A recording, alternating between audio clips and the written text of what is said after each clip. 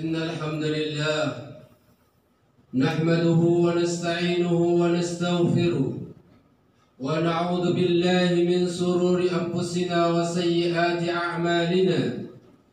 من يهد الله فلا مضل له ومن يضلل فلا هادي له. أشهد أن لا إله إلا الله وأشهد أن محمدا عبده ورسوله لا نبي ولا رسول بعده. بلغ الرسالة وأدى الأمانة ونصح الأمة حتى تركنا في محجة البيضاء ليلها كنهارها لا يزيغ عنها إلا هالك. تبارك الله تعالى قال في كتابه الكريم بعد أعوذ بالله من الشيطان الرجيم بسم الله الرحمن الرحيم. يا أيها الذين آمنوا اتقوا الله حق تقاته ولا تموتن إلا وأنتم مسلمون. يا أيها الناس اتقوا ربكم الذي خلقكم من نفس واحدة وخلق منها زوجها وبث منهما رجالا كثيرا ونساء واتقوا الله الذي تساءلون به والأرحام.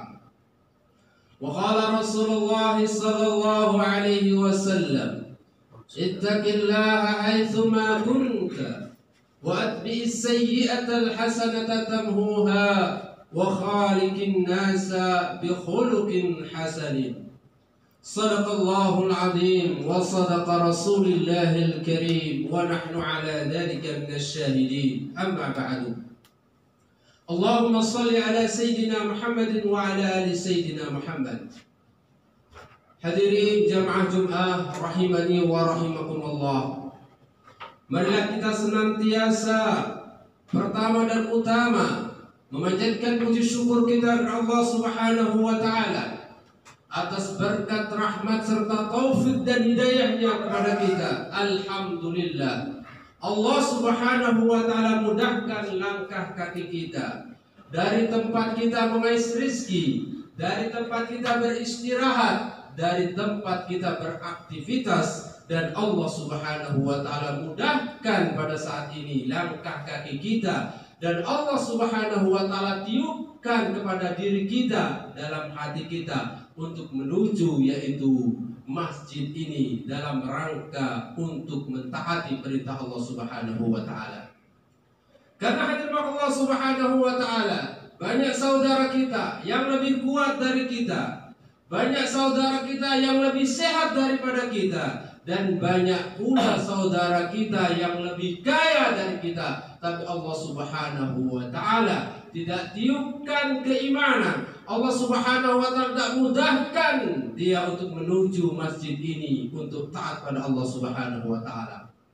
Oleh karena itu, kita sebagai hamba Allah Subhanahu wa taala yang sudah diberikan kemudahan hadir di tempat ini, mudah-mudahan Allah Subhanahu wa taala selalu memberikan kita keimanan dan kekuatan ketakwaan kita kepada Allah Subhanahu wa taala, sehingga kita mudah untuk selalu menjawab perintah-perintah yang Allah Subhanahu wa taala perintahkan pada kita.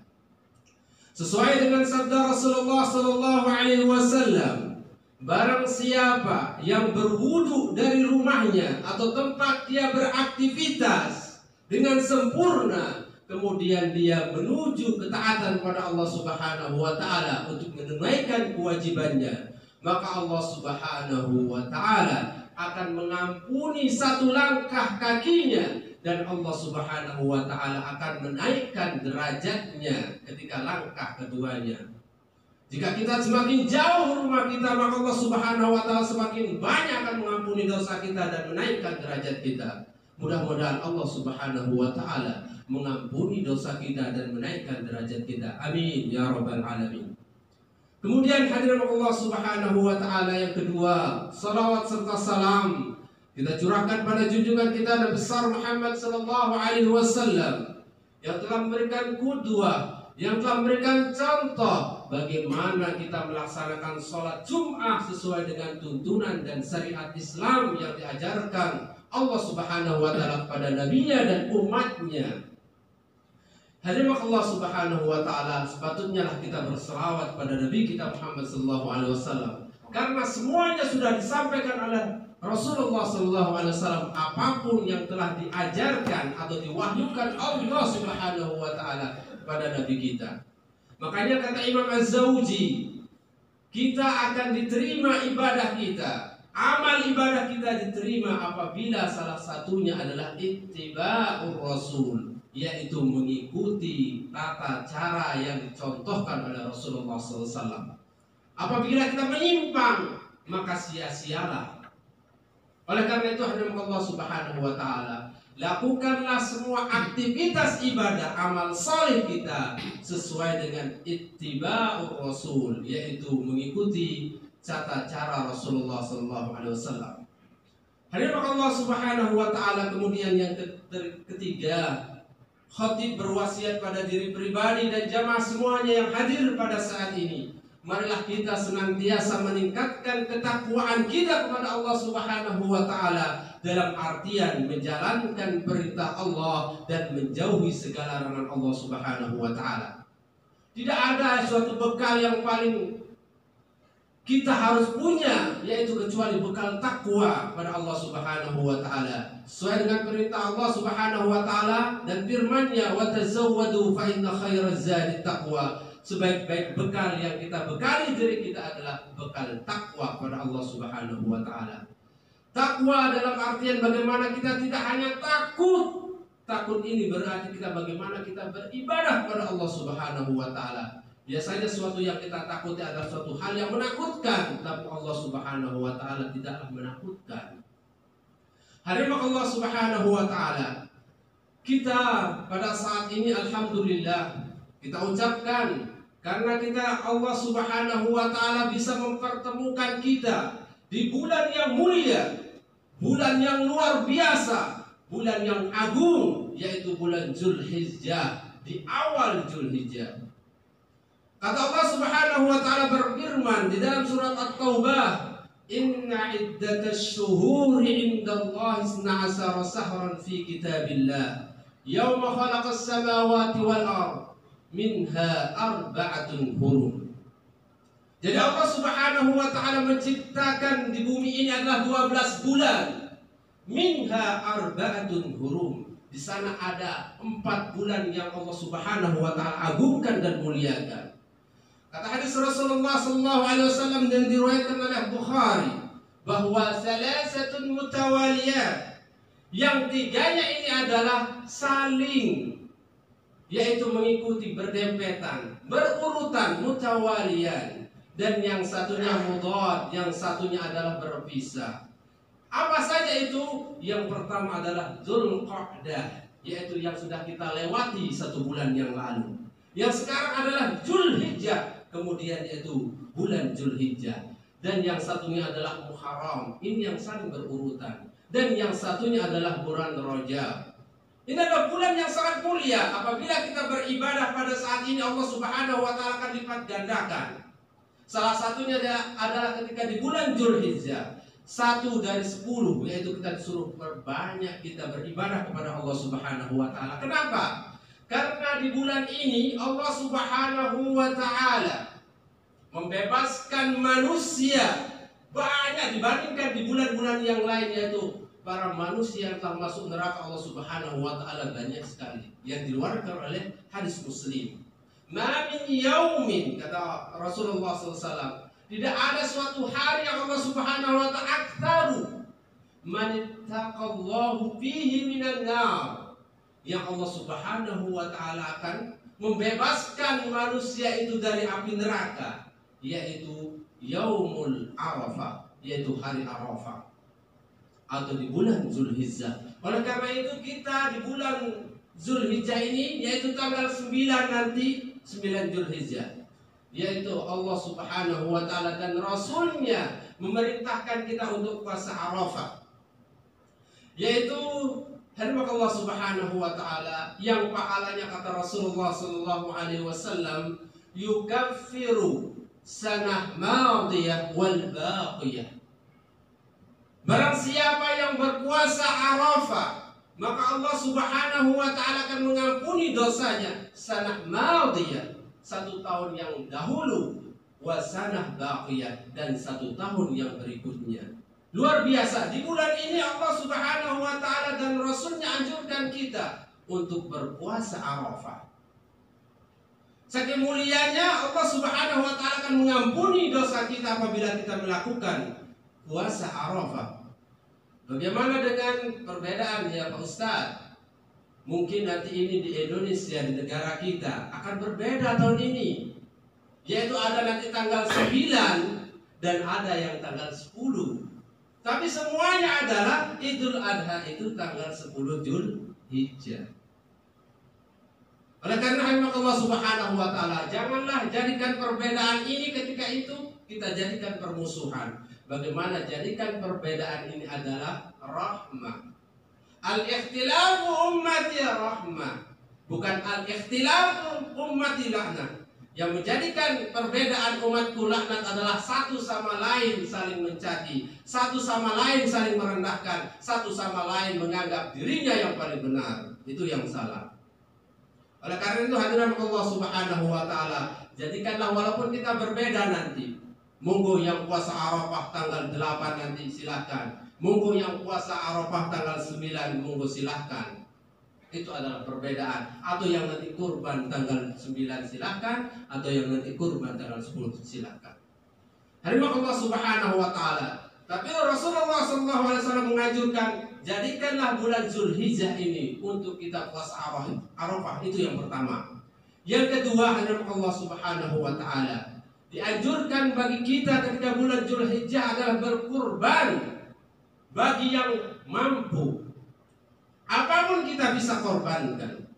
Tidak hanya sekedar kita korbankan misalkan domba, kambing atau sapi.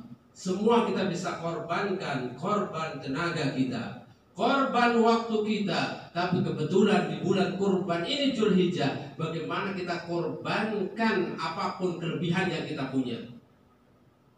Apabila kita kaya, apabila kita mampu, kemudian kita tidak mengorbankan apa yang harus kita korbankan, maka Rasulullah SAW bersabda, "Man wajada sa'atan wa lam yudhi."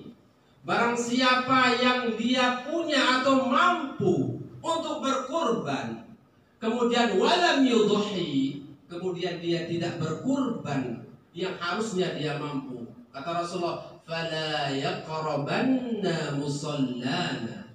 Maka janganlah kamu mendekati musalla atau tempat pengorbanan itu. Itu ancamannya Rasulullah SAW, mendekati saja tidak boleh, apalagi yang lainnya. Apabila seseorang kaya atau mampu dia untuk berkurban, kemudian dia tidak mengeluarkan kurbannya itu, fala yaqrabanna musallana. Ini adalah memakai taukid. Fala yaqrabanna adalahnya lagi. Yaqrabanna taukid. Maka sungguh-sungguh janganlah dia boleh mendekati masjid atau musalla tempat berkurban. Itu karena saking luar biasanya. Kenapa? Karena kurban itu mengajarkan bagaimana itu adalah yang pertama, taqarrub ilallah, yaitu dekat kepada Allah Subhanahu wa taala. Kita sudah sama-sama tahu ceritanya. Bagaimana seorang Nabi Ibrahim yang begitu cintanya kepada anaknya, kemudian setelah ujung-ujung besar disuruh menyembelih oleh Allah Subhanahu wa taala. Seandainya pada saat ini pula ketika Allah Subhanahu wa taala merintahkan kita kepada anak yang kita sayangi, bagaimana Bapak-bapak? Ini yang kita disuruh Allah Subhanahu wa taala adalah harta kita. Karena apa? Semuanya itu adalah mata'ul gurur. Sesungguhnya itu adalah hanya permainan saja. Harta yang kita punya itu adalah titipan. Anak yang kita punya adalah titipan. Semua investasi yang kita punya adalah juga titipan, semuanya tidak kita akan bawa. Yang kita bawa adalah amal kita. Maka apa kata Ismail, hadirin Allah Subhanahu wa taala, jika itu memang perintah Allah, maka lakukanlah wahai abiku. Maka lakukanlah wahai abiku. Lakukanlah wahai Nabi Ibrahim alaihissalam, lakukanlah. Itu jawabannya Nabi Ismail ketika Nabi Ibrahim bermimpi kemudian menceritakan kepada anaknya. Pada saat ini tidak mungkin misalkan dia punya anak, kemudian orang-orang suruh nyembelih, maka anaknya akan berontak. Jangan suruh nyembelih, suruh belajar yang baik, suruh baca Al-Quran yang baik, sholat yang baik, taat pada. Masih banyak membantah. Hadirin Allah Subhanahu wa Ta'ala, berarti di sini ada pembelajaran yang luar biasa yang diajarkan oleh Nabi Ibrahim alaihissalam kepada keluarganya, yaitu Siti Hajar dan anaknya Ismail. Ini yang kedua, yaitu bagaimana kita disuruh berkurban untuk mendekatkan diri kepada Allah Subhanahu wa Ta'ala. Tidak hanya itu, kita ini diajarkan untuk bersyukur kepada Allah Subhanahu wa Ta'ala ketika kita mau berkurban. Orang yang bersyukur pasti ini adalah dia mengakui bahwa ini adalah rizki minallah. Jika ini rizki minallah dari Allah, maka untuk lillah, maka rizki ini adalah untuk Allah Subhanahu wa Ta'ala. Makanya kata Allah Subhanahu wa Ta'ala dalam surat Ibrahim, wa in ta'addana rabbukum la in syakartum la azidannakum. Jika kalian bersyukur, Allah Subhanahu wa Ta'ala akan menambah. Wa la in kafartum inna adabi lasyadid. Jika kita kufur, maka Allah Subhanahu wa Ta'ala azabnya sangat pedih. Di lain firman Allah Subhanahu wa Ta'ala berfirman, wa may yashkur fa innama yashkuru li nafsi. Apabila orang itu bersyukur pada Allah Subhanahu wa Ta'ala, sebenarnya untuk dirinya sendiri, bukan untuk Allah Subhanahu wa Ta'ala. Ketika orang itu bersyukur, maka Allah tetaplah kaya. Maka dalam firman-Nya dilanjutkan, wallahu ghaniyun hamid. Sesungguhnya Allah Subhanahu wa Ta'ala maha kaya dan terpuji. Terima Allah Subhanahu wa Ta'ala. Ini adalah salah satu keutamaan bagaimana ketika kita berkurban. Yang pertama adalah bagaimana kita untuk mendekatkan diri kepada Allah Subhanahu wa Ta'ala, dan yang kedua adalah bagaimana kita rasa syukur kita kepada Allah Subhanahu wa Ta'ala, dan terakhir adalah orang yang berkurban berarti mempunyai rasa empatinya, rasa bagaimana dia mempunyai jika ada orang yang tidak mampu, yang tidak pernah makan daging, sehingga dia bisa berbagi untuk merasakan kebahagiaan. Maka kata Rasulullah SAW, barang siapa yang membuat seorang bahagia, maka Allah Subhanahu wa Ta'ala akan membahagiakan dia. Yakinlah itu, barang siapa yang membuat orang bahagia, maka Allah Subhanahu wa Ta'ala buat dia bahagia. Itulah amalan yang kita harus lakukan ketika bulan Dzulhijjah. Dan yang terakhir adalah memperbanyak zikir kepada Allah Subhanahu wa Ta'ala. Karena di bulan ini Allah Subhanahu wa Ta'ala akan lipat gandakan, mulia dan agung sekali. Wadhkur ismallahu fi ayyamin ma'lumat, katanya. Berzikirlah kepada Allah Subhanahu wa Ta'ala di hari-hari maklumat ini, yaitu di bulan Dzulhijjah. Zikir apa saja? Yaitu tahmid, tahlil dan takbir. Dan yang Allah Subhanahu wa Ta'ala ajarkan kepada kita. Mudah-mudahan kita adalah termasuk orang yang mengisi di bulan Dzulhijjah ini dengan amal-amal soleh. Salah satunya adalah dengan kita berpuasa Arafah. Kemudian kita yaitu berkurban dan berzikir. Dan apabila kita memang mampu, kita disuruh berangkat untuk haji ke Baitullah. Mudah-mudahan apa yang saya sampaikan, Allah Subhanahu wa Ta'ala berikan kemudahan untuk kita taat pada Allah Subhanahu wa Ta'ala. Barakallahu li wa lakum fil Qur'anil Karim wa nafa'ani wa iyyakum bima fihi minal ayati wa dzikril hakim. Aqulu qawli hadza wastaghfiruhu innahu huwal ghafurur rahim.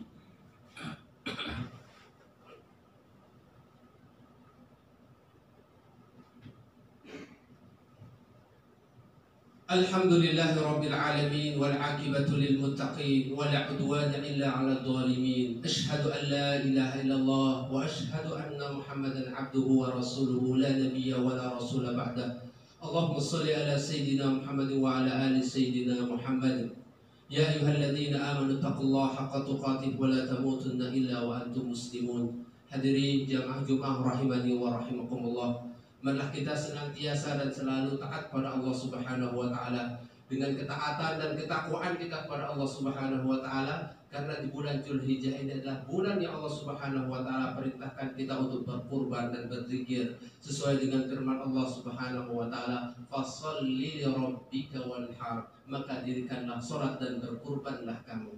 Dan Allah Subhanahu wa taala, marilah kita berdoa di khutbah kedua ini. Allahumma shalli ala sayyidina Muhammad wa ala ali sayyidina Muhammad walhamdulillahi rabbil alamin. Allahumma ighfir lil muslimina wal muslimat wal mu'minina wal mu'minat al ahya' minhum wal amwat innaka sami'un qaribun mujibud da'wat ya khatir hajat. Allahumma la tada' lana dhanban illa ghafarta wa la hamman illa farajta wa la maridan illa shafaita wa la hajatan min hawaidid dunya wal akhirah illa qadaitaha ya arhamar rahimin. Allahumma inna nas'aluka ilman nafi'a ورزقا حلالا طيبا وعملا متقبلا. اللهم أرنا الحق حقا وارزقنا اتباعه وأرنا الباطل باطلا وارزقنا اجتنابه. اللهم فقهنا في الدين وعلمنا التأويل يا الله يا رحمن الرحيم. ربنا هب لنا من أزواجنا وذريتنا قرة أعين واجعلنا للمتقين إماما. رب اجعلنا مقيم الصلاة ومن ذريتنا ربنا وتقبل دعاء ربنا وتقبل دعاء. اللهم اغفر لنا والمسلمين واعف عنا والمسلمين وسلمنا والمسلمين. اللهم اغفر لنا ولوالدينا وارحمهما كما ربيانا صغارا. ربنا آتنا في الدنيا حسنة وفي الآخرة حسنة وقنا عذاب النار وأدخلنا الجنة مع الأبرار يا عزيز يا غفار يا أرحم الراحمين. سبحان ربك رب العزة عما يصفون وسلام على المرسلين والحمد لله رب العالمين. عباد الله إن الله يأمركم بالعدل والإحسان وإيتاء ذي القربى وينهى عن الفحشاء والمنكر والبغي يعظكم لعلكم تذكرون. أقم الصلاة.